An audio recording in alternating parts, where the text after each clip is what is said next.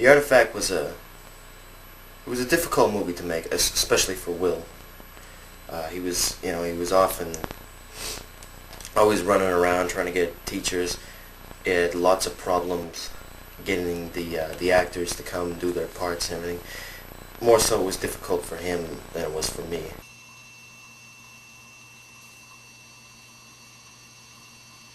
The Artifact was a difficult movie to make. We were very rushed.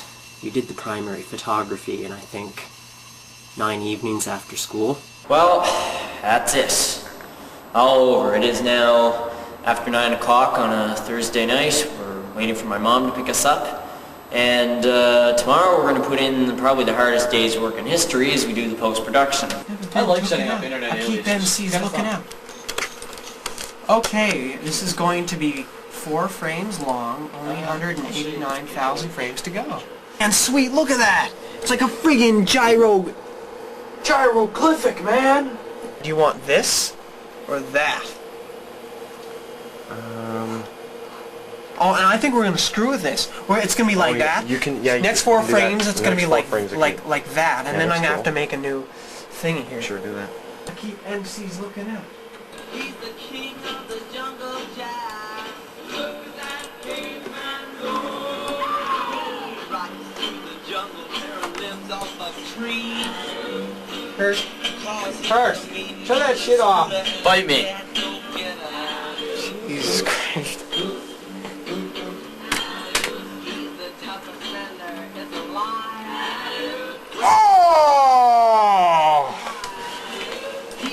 Oh man, look, no, you just gotta see that. Like, she's bringing the thing up. Oh, no, almost. Oh, we are so close. It's not even funny. That should be in her hands, eh? Yeah, look at the beginning part of it. Heck with.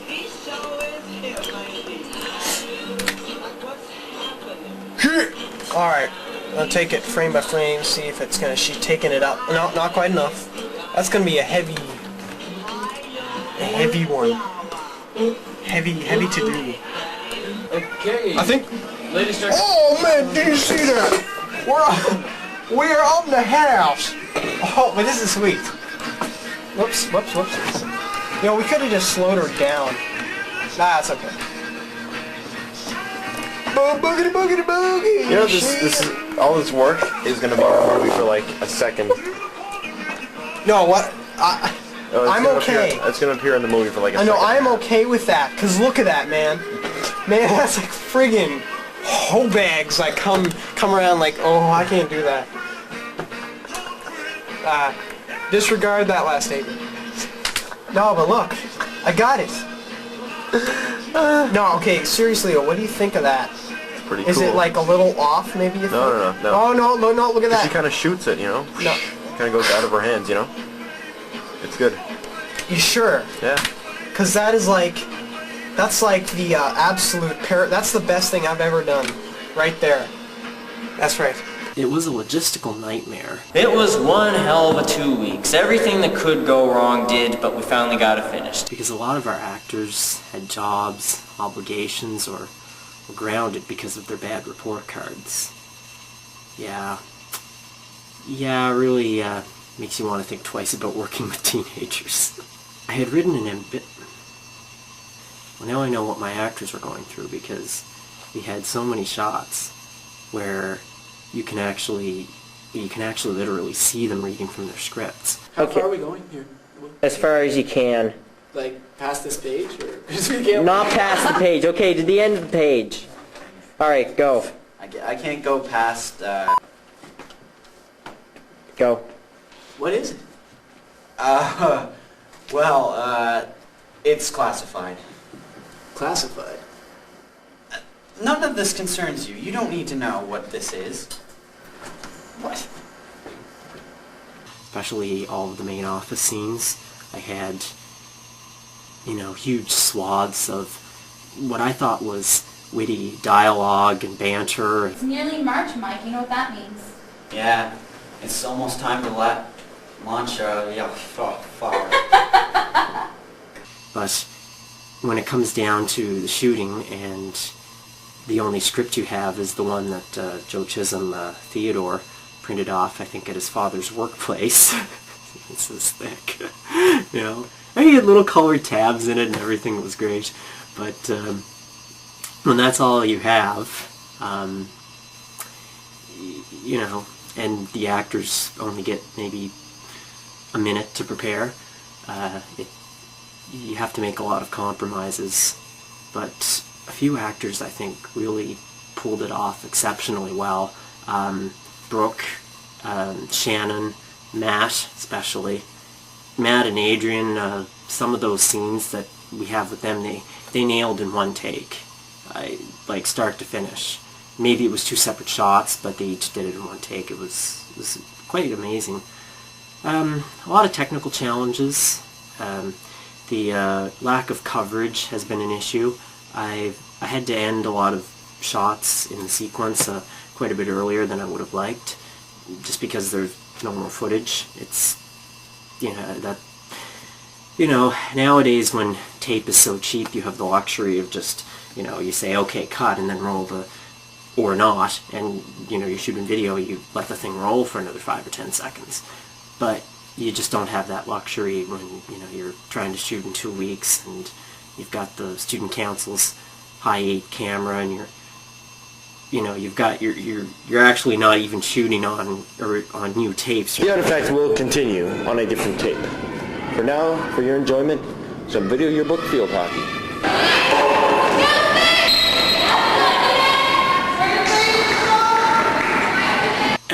And that added some aspect to it that I think a realism that I had not intended, but I think works.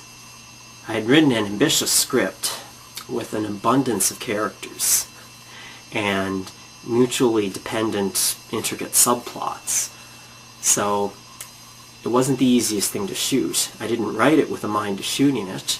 It probably would have been somewhat different, but I would have tried to evoke the same feel if I had written it such that it would be easier to shoot.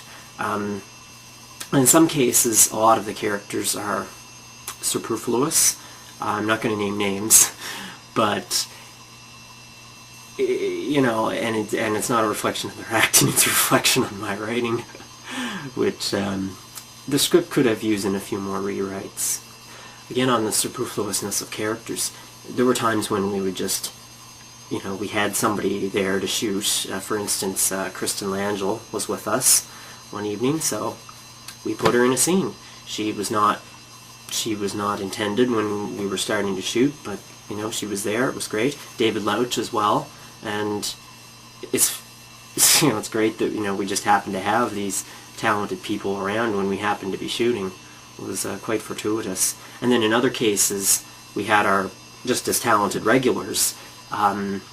They were not available for certain shots.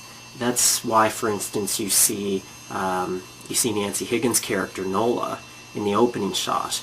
It was really supposed to be Adrian Junick's character Laurie in what is now the opening shot, but she wasn't available, so we improvised, and then when we had Adrian, we had to rewrite the whole scene because everything had been written that it was her second encounter with the artifact, but now it was her first. Even if you have a bad feeling about it.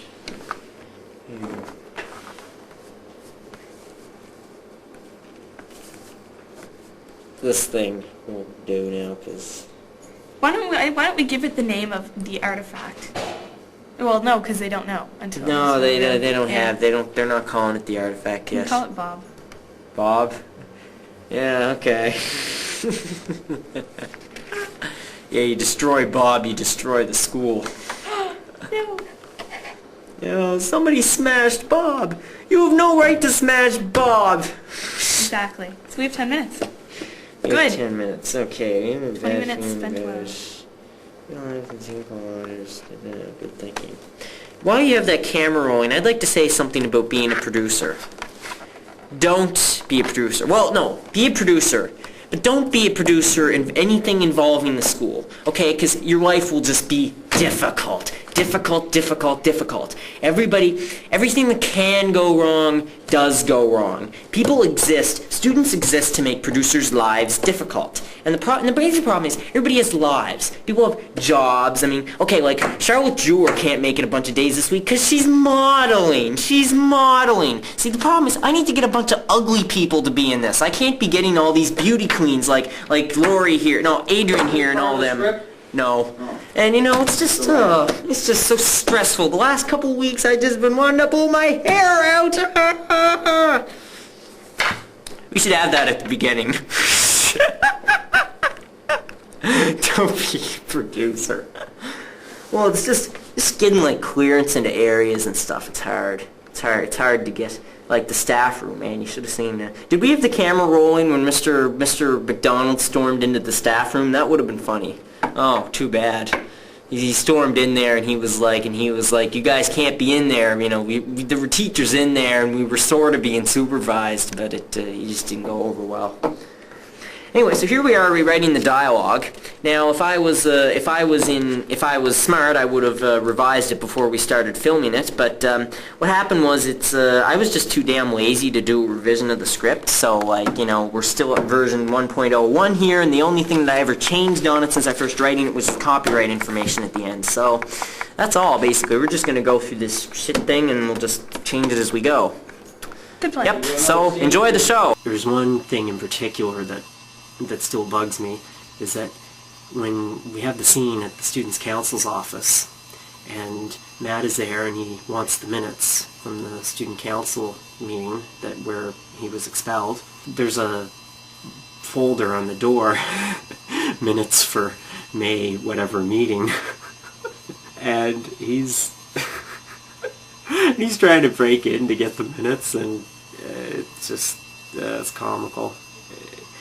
And there were many shots where there was like lots of garbage right in the frame, and so I had to use some zooms and some splits. And I've also wanted to showcase the best of the acting and also Michael's hard work on the photography. At this point in his career, he had been making amateur movies seriously at least 4 to 5 years, and probably semi-seriously longer than that.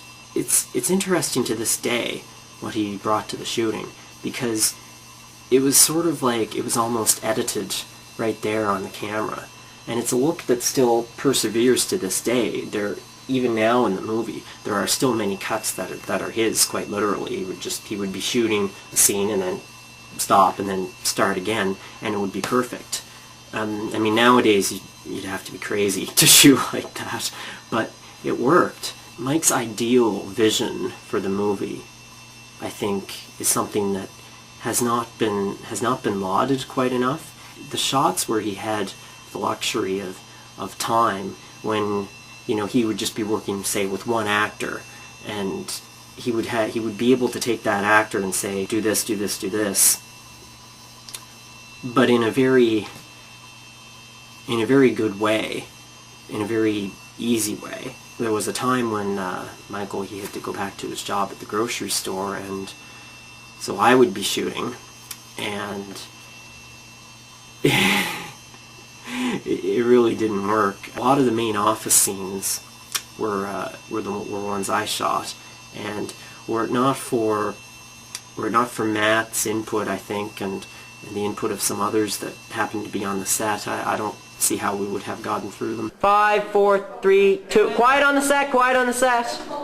Quiet on the set. There she is. Oh, crap. Okay. All right. 5, 4, 3, 2, 1. Edna. Donna! Sorry, boss.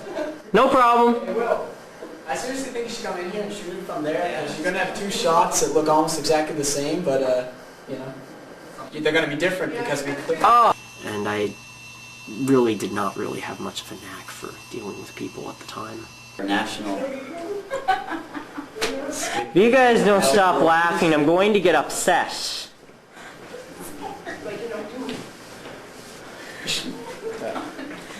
Always have her on. Good, okay, go. I don't have much tape here, guys. Sincerely March, Mike, you know what that means. Will was he really held the movie together as the writer, the producer. He knew exactly what was going on.